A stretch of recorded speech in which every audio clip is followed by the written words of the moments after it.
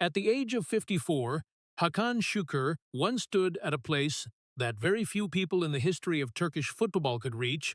a striker who scored more than 250 goals for Galatasaray, won many national championships, and was a central factor in the UEFA Cup triumph in 2000, the greatest European title that a Turkish club had ever achieved. He was also the all-time top scorer in the history of the national team for many years, with 51 goals after more than 100 appearances, a number that made him an irreplaceable symbol of the country's football. The peak of his international career came at the FIFA World Cup 2002, where he scored the fastest goal in the history of the tournament just after 11 seconds, contributing to bringing Turkey to a proud third place, a moment that made the whole country burst into joy and engraved his name into the collective memory of millions of people. He was not only a goal scorer, but also the person who carried the hope of an entire nation every time he stepped onto the field. Every header, every shot carried the weight of faith, of expectations, and of national honor. And for many years he lived as an irreplaceable symbol, a hero whose name was tied to the brightest golden pages of Turkish football. But behind all that glory, his life took a direction that no one could foresee. When the stadium lights went out, he stepped into another world, where fame was no longer a shield, where decisions outside of football pulled him into a vortex of turmoil and loss. He left his homeland in circumstances with no way back, stripped of his fame, assets, and even his position in the official memory of his country. From a person once hailed by millions, he became a name erased, living in silence and isolation in a foreign country, where no one knew who he had once been, and in that harsh change, what remained was not glory, but a quiet but persistent will, the will of a person who continued to exist even after losing everything, continued to walk even without spectators, without light, and perhaps that silent resilience was the final thing proving he was still the person who had once stood at the peak, not because he still held on to fame, but because he had never lost himself. If Hakan Şükür's story makes you reflect, please hit subscribe so you don't miss the turbulent and emotional journeys ahead. Thank you for following, and let's continue to explore the next journey, where everything begins from a very simple dream. Long before Hakan Şükür became the name that millions chanted from the stands, his life began from things so simple that almost no one thought it would lead to such a paradoxical outcome later. In Adapazarı, a city that was not too noisy but warm enough to nurture small dreams, where afternoons stretched long with fading sunlight on dusty roads, and the sound of children laughing as they chased an old ball. The boy Hakan grew up in a family with a stable foundation, not wealthy but sufficient, where his parents believed that discipline and faith could create the future. His father was once an amateur player, not famous, without major titles, but enough to instill in his son a love for football, an affection that was not loud but seeped in gradually through every training session, every pass, every story told about the days gone by. And from then on, the ball became the center of that small world, not as a tool to escape life, but as a natural part of life itself, like the way he learned to walk, to run, to believe in himself without needing anyone to explain. Those early mornings on the dew-wet dirt field, old shoes leaving marks on the rough surface, imperfect but full of effort shots, all created a childhood without big gaps, without clear cracks, only a gentle flow of hope, where each passing day carried the feeling that everything was moving forward, that if he kept trying, he would go farther, would become something greater than himself. And that faith did not come from illusion, but from very real feedback from the surrounding world, from his father's proud eyes when seeing his son score in a small match, from neighbors' compliments when mentioning him as a child with a future, from friends' pats on the shoulder when they sat resting together after playing ball. All those things helped build a sense of certainty that this path was right, that this choice was right, and that life, in some way, was fair, that what you gave would be returned deservedly. In those years, there was no sign that the future would bring upheavals big enough to shake that faith. No loss deep enough to make him doubt himself. Everything happened according to a very simple logic that any child could believe. That if you worked hard, if you stayed true to your dream, you would achieve it. And perhaps that very simplicity is what made the later story more painful. Because the boy back then had no idea that life did not always operate according to the rules he once believed in, had no idea that there would be moments when effort could not protect you, when success could not save you, and that what you built could be taken away in a very short time. But at that time, all that existed was a boy with legs that never stopped running, with a heart full of hope, and with an almost absolute faith that the future ahead had only one direction: upward, farther, and to a place where he would never have to look back at what was lost, because he had never thought that something could really be lost forever. And precisely because of that, each of his runs carried no fear, no hesitation, but only a rare innocence, something that once lost, people almost never can find again, no matter how much glory they achieve. The first years, when Hakan Şükür stepped into the world of professional football, were nothing like the pure dreams of his childhood, because the pitch now was no longer a place to play, but a place where every run was evaluated. Every touch of the ball could determine a person's future, starting from small clubs like Sakaryaspor, where he was not a star but just a young player trying to find a foothold among countless other names also craving to be seen. With no bright lights, no passionate cheers, only long training sessions, matches with few spectators, and a silent but heavy pressure that if he was not good enough, he would be replaced immediately. Those early days were not glory, but continuous collision with reality, where talent had to be proven by results, where physical strength had to endure grueling exercises, and where self-belief was tested every day. There were times he had to sit on the bench, watching others play, clearly feeling the gap between dream and reality, but it was precisely in those moments that something inside him began to change. No longer the innocence of a boy playing ball for love, but a clearer, harder determination that if he wanted to survive, he had to become stronger than everything he had ever been. The first goal did not come easily, but when it did, it not only brought joy, but also proof that he could stand here, could compete, could become part of this world, from Sakaryaspor to Bursaspor. Then, bigger steps forward, each team change was a restart, a need to prove himself again from the beginning. Nothing was guaranteed. No fame big enough to protect him at this stage, only numbers, goals, specific plays that spoke of his value, and he began to understand that to survive in this environment, he needed not only talent, but perseverance, the ability to endure, a spirit that did not collapse when things did not go as expected. Gradually, those qualities combined, creating a different striker, a person not only tall in physique, but also strong in playing style. His positioning, heading, and finishing ability began to attract attention. Goals were no longer luck, but became a habit. And with each goal, his confidence grew, not noisy confidence, but a quiet belief that he was on the right path, that the road ahead was no longer as vague as before. And when he transferred to Galatasaray for the first time, it was not only a step forward in his career, but a clear sign that he had crossed a threshold from a player trying to survive to someone capable of rising to lead. But even as the path began to open more clearly, what he was building was still very fragile, because this world was not designed to keep the weak existing for long. And although he was getting closer to the peak, there was still no guarantee he would stay there, because these years had taught him a lesson that later became more painful than ever, that you could be born to win, could be created to shine,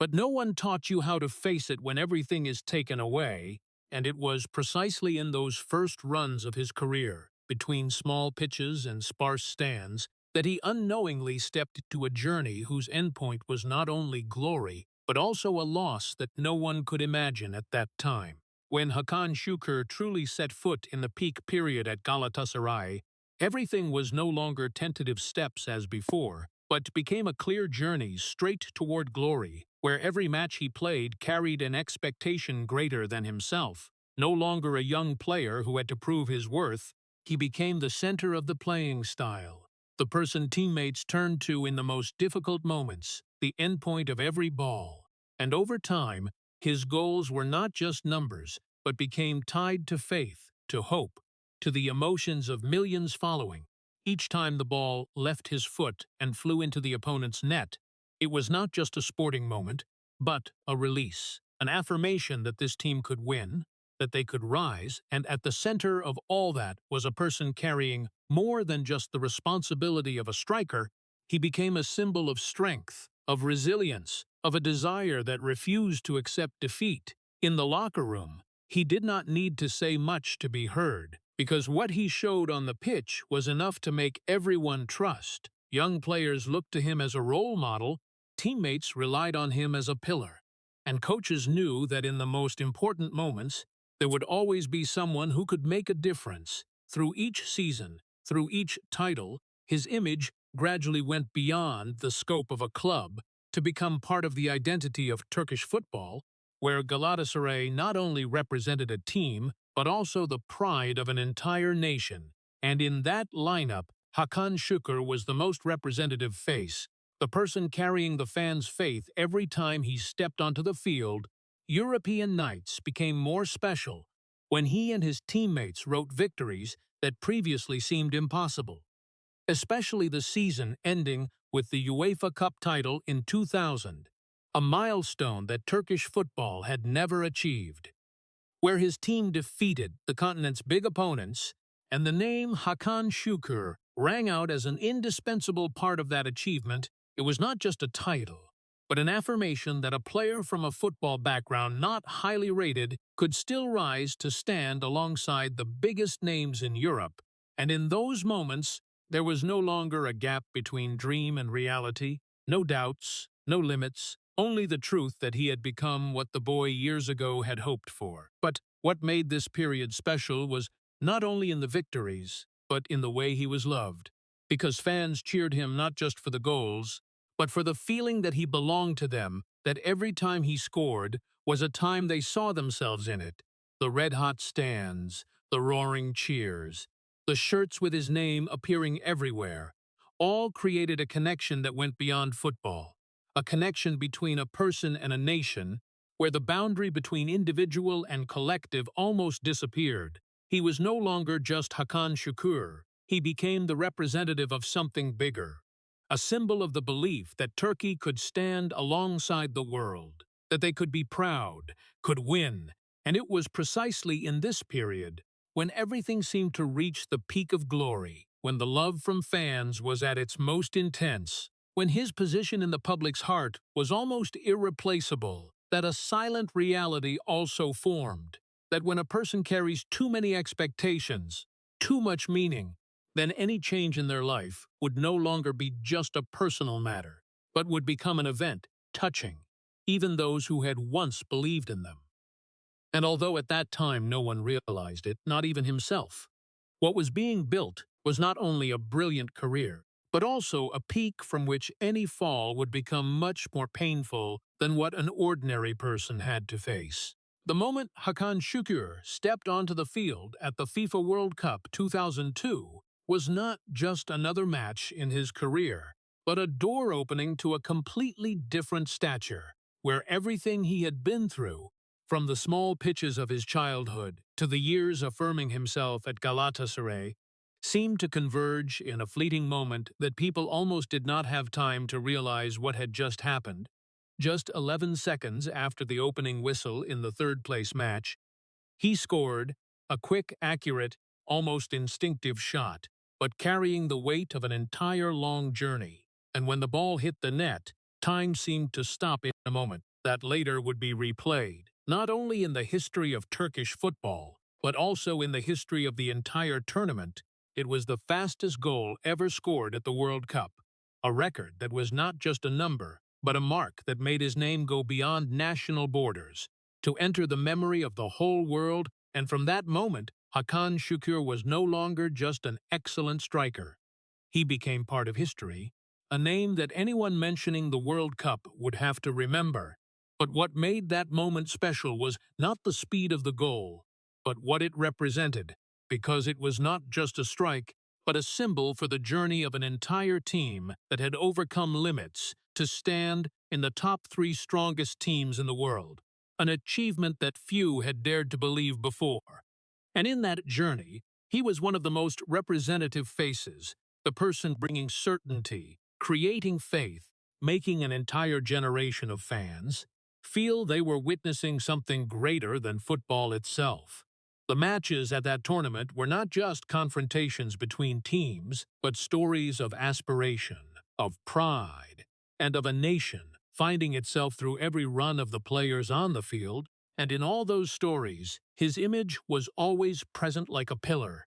Not loud, not ostentatious, but strong enough to shape the outcome. When the team advanced deep into the tournament, when they overcame higher-rated opponents, when they made the whole world pay attention, his name gradually became an inseparable part of that success. And for Turkish fans, those days were not just victories, but memories of a time when they could be proud, could believe they belonged to the biggest stage of world football. And in that memory, Hakan Şükür always stood at the center. Not because he was the only one creating the wins, but because he helped them believe that winning was possible. And when the tournament ended, when the cheers gradually died down, when the flags were folded, what remained was not just a third place on the ranking, but a legacy, an indelible mark, where a player from a not highly rated football background had become the symbol of one of the most memorable moments in World Cup history. And in that moment, it seemed nothing could touch him, nothing could overshadow what he had achieved, because he had reached a peak that very few could reach, a peak where fame, recognition, and pride merged into one. But precisely because of that, when looking back from the present, people cannot help but feel a quiet sadness, because the higher one is, the more unbelievable the later fall will be, and in those seconds when the whole world was calling his name, no one, not even himself, could imagine that one day, that name would gradually disappear from where it once belonged, as if it all was just a dream that had once existed, then quietly passed, without leaving any trace, other than untouchable memories. After the moment at the FIFA World Cup 2002, the name Hakan Şükür was no longer simply a football player, but became a symbol elevated to national level, where every time he touched the ball, carried the expectation of millions of people. And from that moment, admiration was no longer just emotion, but turned into an invisible pressure that always followed him everywhere. The press called him a legend. Fans saw him as an irreplaceable pride, and television continuously replayed glorious moments as proof that he was the embodiment of Turkish football. But behind those praises was a heavier reality that only those involved could feel. Because when a person becomes a symbol, they are no longer allowed to simply be a person. Each match was no longer a game, but a test of honor. Each miss was not just a personal mistake, but something that disappointed the whole country. And each goal not only meant victory, but was expected like a duty to fulfill. That pressure did not come loudly, but seeped in over time, through each article, each comment, each expectant look from the stands, where people no longer saw him as an ordinary player, but as a standard that must always be met, must always be maintained, and not allowed to decline. Meanwhile, his personal life also began to change quietly but deeply. Normal things like taking a walk, having dinner, or simply appearing in public were no longer moments of freedom, but situations always being watched, always evaluated, always tied to the image of a person representing the nation. And gradually, the gap between his true self and the image the public saw began to appear, a gap no one could see clearly but grew larger over time. Because in fans' eyes, he always had to be strong, always perfect, always the leader, while in his private life, he was also a person with limits, with fatigue, with moments unable to meet all those expectations. But the most dangerous thing was not the pressure from outside, but the fact that he himself began to believe that he was not allowed to be wrong. not allowed to be weak, not allowed to stop. And when a person lives too long in the image of perfection, they gradually forget the feeling of being themselves. Step by step, football was no longer just passion, but became responsibility. Each match was a reminder that he played not only for himself, but for an entire nation watching. And that very thing made everything heavier than ever, because not everyone can carry the hope of millions on their shoulders and still keep their own lightness. And in those years, although he continued to play, continued to score, continued to be an important part of the team, but somewhere inside, something had begun to change. Not loudly, not clearly, but enough to create a small crack between the real person and the person the world wanted to see. A crack that over time would no longer be small, but would gradually become a clear boundary between the glorious past and the unpredictable future, where the praises of millions were no longer enough to cover the growing sense of loneliness in the very person once called by the whole world with pride. Even though in the eyes of the public Hakan Şükür was still an irreplaceable symbol after the FIFA World Cup 2002, behind that halo was a period that very few people truly understood. When he left Turkey to test himself in Europe, starting with teams like Inter Milan and Parma, it was no longer the familiar world where he was cheered every time he touched the ball, but a colder, harsher environment where past fame no longer meant much, and everything had to be proven again from the beginning. Every training session, every match, every minute on the field became a test for a question that no one spoke out loud but everyone silently asked: whether this hero was truly suited for a bigger stage or not. And it was precisely in that silence that the first cracks began to appear, not as clear collapses but as small overlooked moments, matches where he did not shine, opportunities missed, tactical decisions no longer in his favor, all accumulating into a feeling that was very hard to name. The feeling of a person who was once the center now having to learn to adapt to no longer being the first choice. And while fans back home still waited for the image of a legend returning to peak form, the reality in Europe was much harsher, where there was no patience for the past, where every match was a new opportunity, but also a warning that time did not stand on anyone's side. Pressure from home did not decrease but instead increased, because everyone still saw him as the person who had once brought Turkey to the peak, and that made every failure in Europe heavier than normal, no longer simply a professional issue but becoming a story about honor, about image, about a symbol being tested in a foreign land, and that very expectation unintentionally created an invisible shadow that always followed him, making every time he stepped onto the field no longer an opportunity to express himself, but a test of whether he was still worthy of the past or not. Meanwhile, the new environment also brought isolation that not everyone could see. A different language, a different culture, a different way of playing football, all making him no longer feel he belonged clearly anywhere. In the locker room, he was no longer the center, no longer the player around whom the playing style was built, but just one of many names competing for a position, and in that change silence gradually became familiar, not because he did not want to communicate, but because the gap between expectation and reality grew larger, making everything heavier each day. Failures that were not mentioned much in the media became an important part in his mind, because for a person who had once stood at the peak, not being able to maintain perfection was sometimes harder to accept than ordinary failure. And when such days stretched on, something inside him began to change, not as a clear breakdown but as a quiet fatigue, like having to constantly prove his own value in an environment that was no longer familiar, where the old halo was no longer enough to cover the new gaps forming. And in that gap, the feeling of loneliness was no longer something that appeared occasionally but became part of daily life, a state where even though he continued to play, continued to try, continued to appear on the field, he gradually realized he was standing between two worlds, one world that had once elevated him as a symbol and another world where he was just a player trying to hold on to what was left of himself.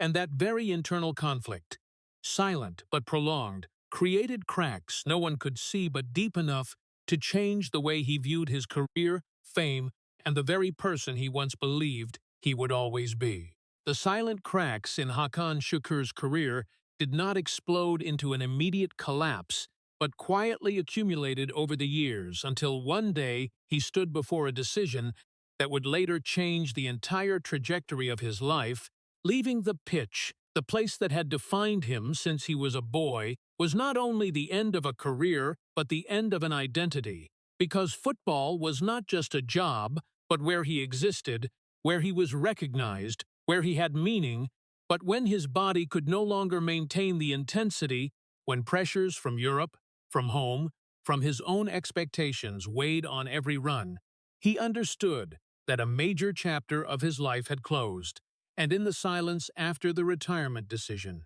when the cheers were no longer there, when the pitch no longer called his name every weekend,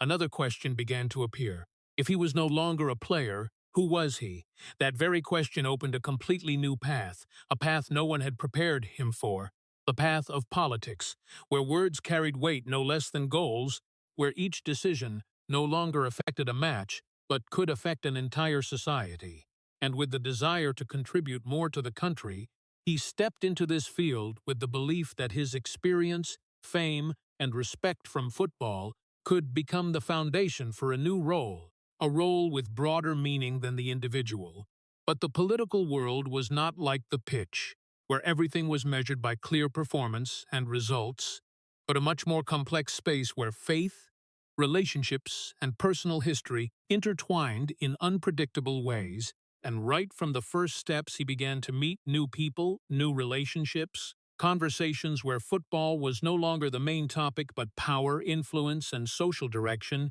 He gradually appeared in forums, public activities, becoming a familiar face in the rapidly changing political environment of Turkey. And in that process, his role also changed profoundly, from a goal scorer to a speaker, from someone cheered to someone who had to express viewpoints. But this transition was not simple, because the values that had once helped him succeed on the pitch no longer worked the same way in the new environment, where the clarity of victory and defeat was replaced by more complex layers of meaning. And as he delved deeper into this world, his choices began to be viewed not only from a personal perspective, but also from political, social, and historical angles, creating an irreversible change in the way he was perceived. From a sports symbol to a controversial figure, and it was precisely in that transition period that his life began to separate from the familiar image the world once knew, no longer training sessions, matches, celebration moments, but meetings, decisions, completely different pressures, where every word could create far greater consequences than a missed goal. And although his initial motivation was the desire to contribute, the desire to build something with meaning beyond football, the deeper he went into this environment, the more blurred the boundary between ideal and reality became, and the path he once believed would open a new positive chapter for his life gradually became the starting point for a series of events that no one, not even himself, could predict. When Hakan Şükür stepped deeper into political life, the relationships he once believed were the foundation of trust gradually became factors shaping his fate in ways no one could foresee, including his connection with Fethullah Gülen, a highly influential figure in Turkish society at that time. Initially, it was seen as a relationship based on faith, social orientation, and the desire to contribute to the country, but over time, as the political context in Turkey became more tense, every relationship, even those once viewed as positive, began to be placed under a different, harsher, more suspicious light, and in that environment connections, once considered normal, began to carry a completely new meaning, no longer simply personal bonds but becoming part of larger debates about power and influence in society, and this very change made his life enter a period where every choice in the past could be reinterpreted in a different way, a way that he himself no longer controlled. When political tensions in Turkey escalated, The boundaries between individual and system, between faith and responsibility, between past and present began to blur. And in that change, his public image also began to shift slowly but surely from a beloved and respected former player to a figure viewed through a lens of suspicion, where his football achievements were no longer enough to protect him from developments off the pitch. And the most painful thing was that this change did not happen in a single moment, but came gradually through each news item, each article, each media comment, where the story about him no longer revolved around goals or titles, but began to revolve around questions about viewpoints, relationships, past choices. And in that process, he gradually realized that the honor he once had in sports was no longer a shield protecting him in public life. Instead, every action, every statement, every old connection could be re-examined, interpreted negatively. And this created an increasingly large invisible pressure, not from the pitch but from the surrounding social environment, where silence could also be misunderstood and speaking out could bring consequences. Criticisms began to appear more clearly, not only from the media but also from a portion of the public. People who once saw him as pride now began to question his role and choices. And while he tried to continue contributing in the way he believed was right, pressure from many sides increased, making every decision heavier than before, no longer simply a personal or career issue, but becoming part of a larger political picture where he no longer fully controlled how he was perceived. And it was in this period that the biggest change was not in his position or role, but in the way the surrounding world began to redefine who he was, from a sports symbol to a name tied to controversy. And although he himself did not change in the way others described, the change in public perception was enough to create an irreversible gap between the glorious past and the pressure-filled present, where every step was monitored, every choice evaluated, and every relationship that once carried positive meaning in the past now became part of a story much more complex than what he had imagined when he left the pitch to begin a new journey. 2016 marked an irreversible turning point in Hakan Şükür's life, when the coup event in Turkey erupted and quickly turned into a political earthquake spreading across the country, sweeping along not only organizations and individuals but also symbols once considered untouchable. In that chaotic context, his past relationships, choices, and statements were brought to light in a completely different way. No longer a story about football or pure politics, but becoming part of a larger debate about loyalty and national responsibility. And in a very short time, the name Hakan Şükür, once chanted by millions in the stands, began to appear in wanted lists, with serious accusations issued by the authorities, turning him from a former player and politician into a figure hunted by the very system he had once served. And the most painful thing was not the speed of that change, but its absoluteness, because there was no transition period, no intermediate stage, only a moment when his entire public identity was overturned. From a representative of national pride to a name erased from official space, state media gradually removed his image. Documents related to his football career began to disappear from platforms that had once honored him, as if history was being rewritten right before their eyes. And in that process, he no longer only lost his political position or public career, but also lost something deeper: the right to exist in the collective memory of his own country. Places that once rang with his name now fell completely silent. Programs that once replayed his goals no longer mentioned him, and articles that once praised him were replaced by cold news lines no longer carrying humanity. All happening so fast it felt almost unreal, as if part of the past had been erased by an invisible order, and in that erasure, he not only lost his fame, but was also separated from the very story where he had once been the central character. From a person who once stood in stadium lights and roaring cheers,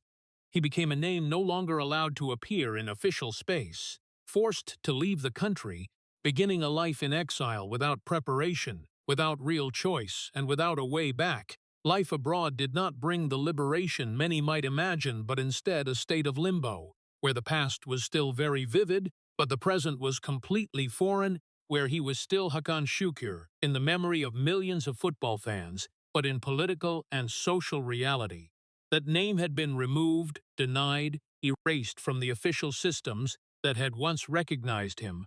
and this very contradiction created a profound sense of rupture when a person still existed physically but no longer existed in the space where they once belonged. The collapse did not come in the noisy way of a single personal tragedy, but as a systematic erasure process,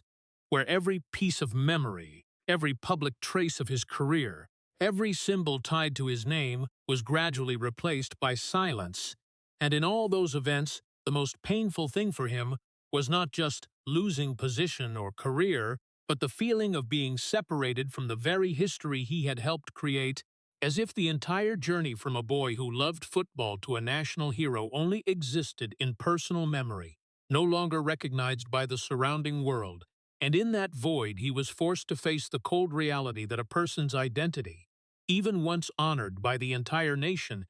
could completely disappear when surrounding conditions changed, leaving behind not a story with a clear ending but a prolonged silence, where the past was still there, but no one was allowed to mention it. After Hakan Şükür's name was erased from public space and he was forced to leave Turkey, the next phase in his life was no longer a symbolic collapse but a comprehensive stripping process, where everything he had built over many years gradually disappeared piece by piece, starting from the clearest material things. His assets were frozen and confiscated according to government decisions. What had once been the fruits of an entire long career in football and politics no longer belonged to him. Houses, incomes, resources he once had now only memories on paper, and in a very short time the material security he once thought was stable was completely erased, causing him to fall into a state he had never imagined before.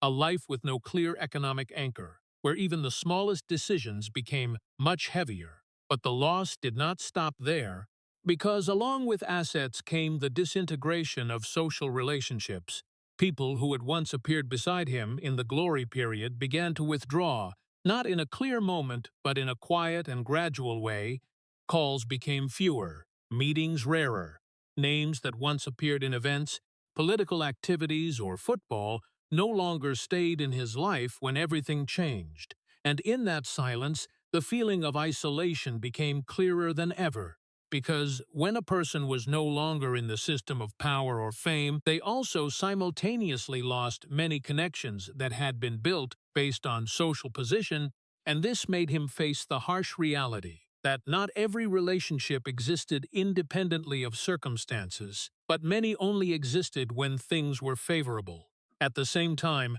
past friends and colleagues also gradually disappeared from his life,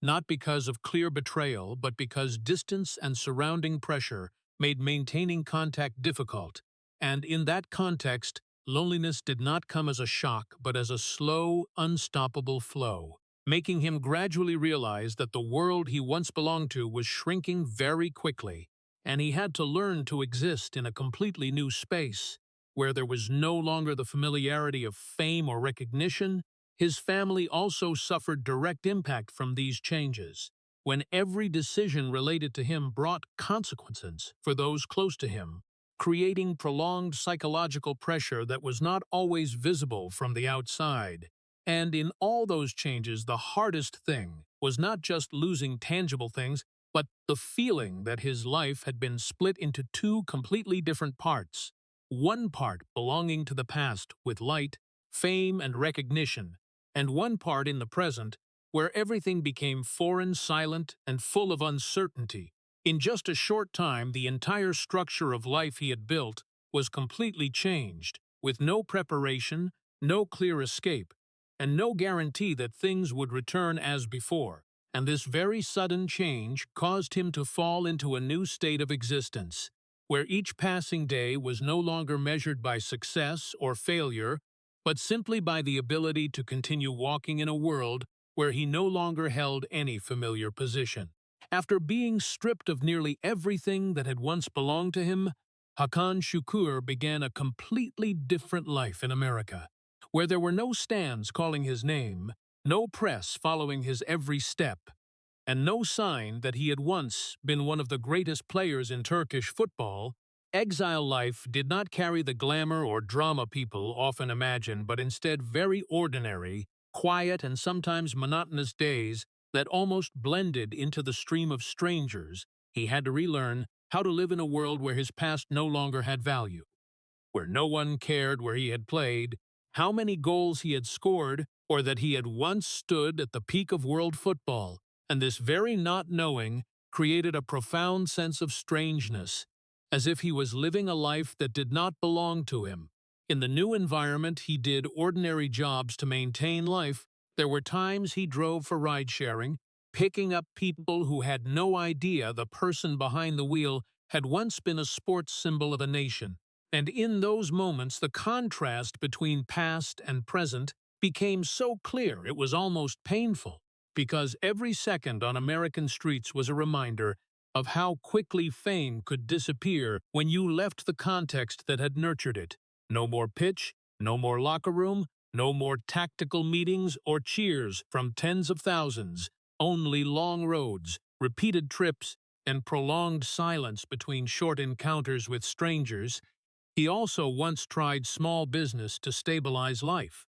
but all of it happened in a state completely different from the world he once knew, where every decision no longer carried symbolic meaning or represented a collective, but simply to survive in a new environment, where he was no longer viewed through achievements, but through very everyday actions. And this very change created an unfillable gap between the person he once was and the person he had to become. In that process, the feeling of alienation came not only from living in a different country, but also from having to exist in a completely unfamiliar role, where he was no longer the center of any story, no longer a figure mentioned in news bulletins or discussions, but just an ordinary individual among millions of others. And that made each passing day a continuous adaptation,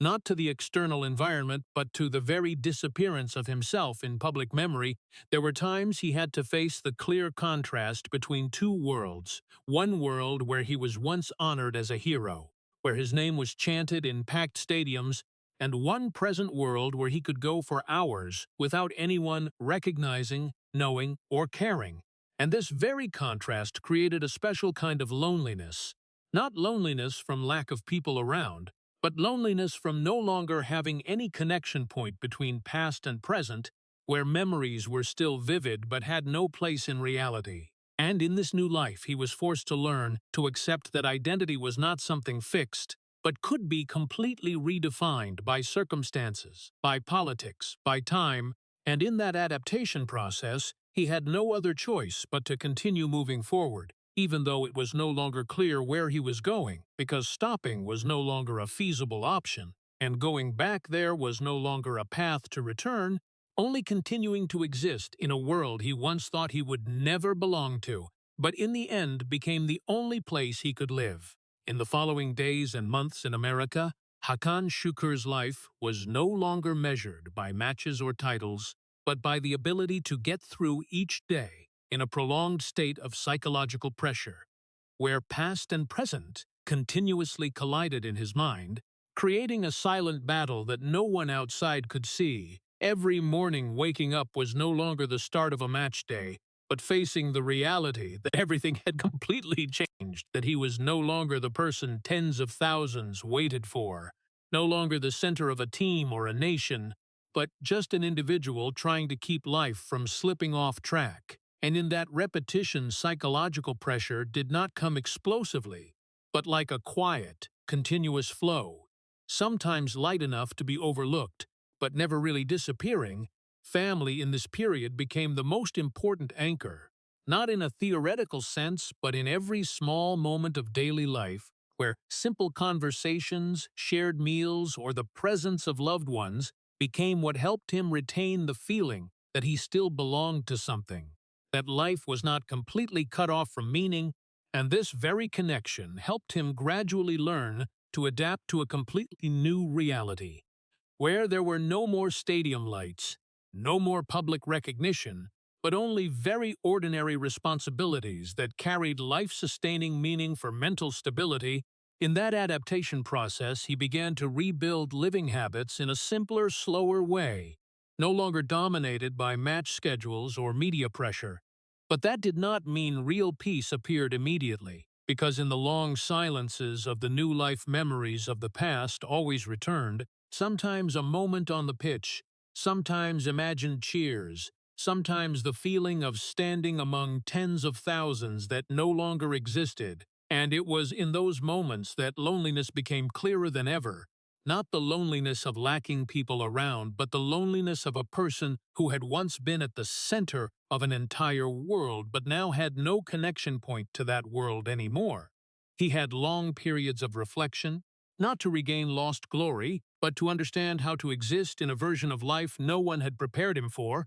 where success was no longer the goal and failure could no longer be defined in the old way. Only continuation remained, day by day, in silence, in patience, in a state that no one could see from the outside, but occupied his entire inner world. And this very will to continue living in such circumstances, even though everything had completely changed, became what most clearly defined the person he was in this period, not what he had achieved in the past, but the ability to keep walking even without any familiar anchors, to remain calm amid irreversible changes, and to still exist as a human being, not as a symbol, in a world that no longer recognized him as before. In the long journey of Hakan Şükür, one truth became increasingly clear as time passed, that not everything in life could be taken away completely. Even when he had lost his career, fame, and even his homeland, things that had defined him for many decades, because his brilliant football career at Galatasaray, the peak moments at the FIFA World Cup 2002, and the position of a national symbol had all been separated from him in public reality. But that did not mean his entire person disappeared, because there still remained parts that could not be erased, could not be confiscated, and could not be redefined by any system. That was his character, memories, and beliefs that he had carried from his early years until now. When looking back at the entire journey, the contrast between the two periods of life became very clear. One side was the light of fame, where he was cheered as a hero, where every goal was a national event, where his name was deeply engraved in the collective memory of millions, and one side was the present, where he lived in silence, no longer recognized by the systems that had once honored him, no longer mentioned in official spaces, and had to exist in a world completely alien to his own past. But what was noteworthy was not in the loss itself, but in the way he began to look back at that entire journey, not with regret or resentment, but with a deeper contemplation about the true meaning of what had happened. Because when every title, every external recognition was stripped away, what remained was the way a person understood himself in the silence of the new life. And in that silence, the memories no longer carried the shape of halo, but became pieces of a life that had once been very brilliant, but also very fragile. He began to realize that there were values that did not depend on whether they were recognized or not, but on how they had once existed in a person's journey. The years on the pitch, the goal-scoring moments, the seconds standing amid fiery stands, all still intact in memory, no matter how the outside world tried to redefine him. And this very thing created an important difference between what he had lost and what still remained. Because if fame was something that could be erased, then memories and life experiences became the part that could not be taken away. At the same time, faith in himself and what he had experienced also became a spiritual anchor helping him exist in the present. When looking back, he no longer saw his life as a chain of glory interrupted by tragedy, but as a complete journey with both light and shadow, where each period had its own meaning, even though sometimes the price paid was very great. And in that contemplation, a truth gradually emerged more clearly, that the ultimate value of a person lay not only in what they achieved when recognized by the world, but also in the way they continued to exist when that recognition disappeared. The way they kept their character in circumstances, with no guarantees left, and the way they look back at the past, not as something lost, but as an inseparable part of themselves, and this very awareness helped him find a different kind of peace, not the return of old glory, but the acceptance that life, no matter how changed, still had values that could not be taken away, and that was perhaps what ultimately remained after all the events, something that did not belong to fame, did not belong to politics, did not belong to any system, but belonged to the person himself, in silence, in memory, and in faith unbroken by time. Looking back at Hakan Şükür's entire journey from the early days running on dirt football fields in Turkey to the present where he lives in silence in America, people see a life that cannot be defined by just one single period. Because he was not only a football player, not only a political symbol, and not only an exile, but the sum of all those things, a journey in which light and shadow always existed in parallel, and each period left an indelible mark. In the peak playing years at Galatasaray, he not only scored goals, but also helped shape a golden period of Turkish football, where this club rose to Europe and won the UEFA 2000 title. A historical milestone that to this day is still considered one of the greatest achievements of the country's football. And in that achievement, his role was not just a goal-scoring striker, but also a symbol of faith, of perseverance, of the ability to turn the impossible into possible. His contributions to Turkish football were not only measured by number of goals or titles, but also by the way he inspired an entire generation of young players, those who grew up with his image as proof that Turkish players could stand alongside the biggest football nations in the world, that they could compete, could win, and could create history. And that influence still extended to this day, when many young players still mentioned him as one of the first role models that made them believe in the professional path. But his legacy was not only in football, but also in the way he became part of the collective memory,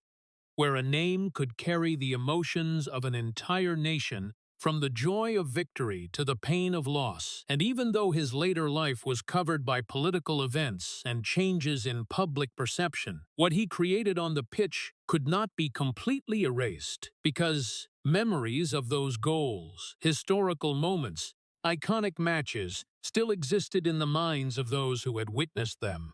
And this very thing created a special kind of legacy, independent of his current position in society, independent of fame or official recognition, but existing independently as part of sports history. When looking back at that journey, people clearly saw one thing: that his life was not a straight line going up or down, but a series of peaks and valleys intertwined, where each period carried its own meaning. And even when he was forced to leave his homeland and live in silence, that could not deny what he had once achieved, because a person's legacy was not only measured by how they were remembered, but also by what they had left in the memory of the world. And in Hakan Şükür's case, even with efforts to erase his image from public space,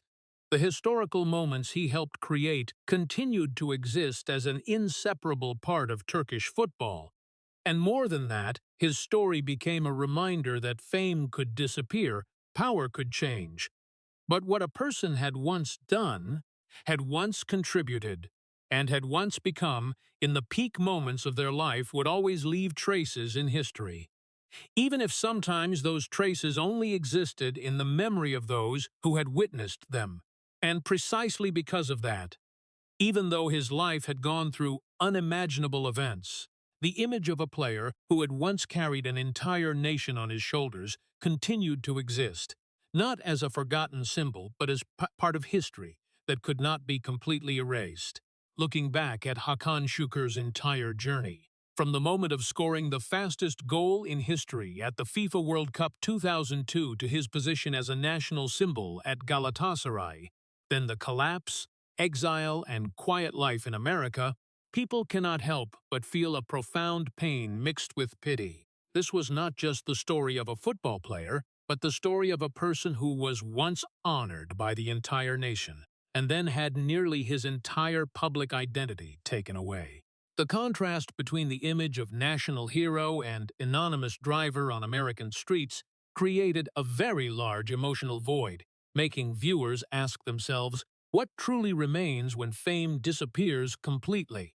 The saddest thing was not that he lost his career, but that he was erased from the official memory space of his own homeland. Even though his historical contributions were still there, especially the World Cup 2002 imprint and his symbolic role in the golden period of Turkish football. However, in that pain there still existed a silent tribute. He did not collapse, did not disappear like an empty person, but continued to live, continued to work, continued to keep his character and memories in a completely foreign world. For American audiences, this story is a powerful reminder that fame, status, or success is never permanent. They can be changed by time, politics, or circumstances. But true human value lies in the way we stand up when everything is taken away. In a society like the United States, where success is often measured by money and fame, Hakan Şükür's story reminds us that what matters most is identity, character, and the ability to continue living true to oneself even when the world no longer recognizes you as before. If Hakan Şükür's story makes you reflect on the true value of fame and life, please hit subscribe so you don't miss the next emotional journeys. Thank you for accompanying us, and see you in the next video, where we continue to explore the stories behind the halo.